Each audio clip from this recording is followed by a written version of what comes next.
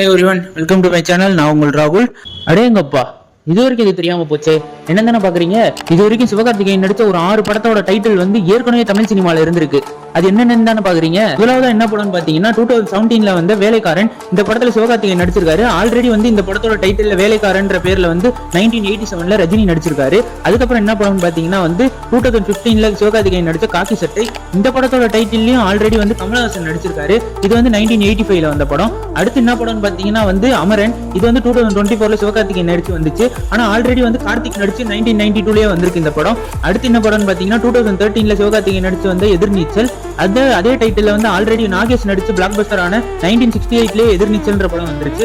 அதுக்கப்புறம் என்ன படம்னு பாத்தீங்கன்னா வந்து 2023ல ரிலீஸ் ஆன மாவீரன். இந்த படத்தோட டைட்டிலும் ஆல்ரெடி வந்து ரஜினி வந்து 1986லயே நடிச்சிட்டாரு மாவீரன்ற பேர்ல.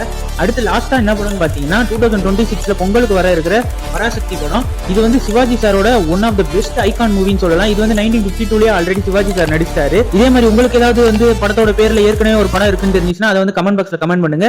இந்த வீடியோ பிடிச்சிருந்தா லைக் பண்ணுங்க, ஷேர் பண்ணுங்க, கமெண்ட் பண்ணுங்க. இதே மாதிரி வந்து நெக்ஸ்ட் வீடியோல பார்ப்போம். Stay peace, stay safe. மறக்காம சர்ப்ரைஸ் பண்ணுங்க. Thank you.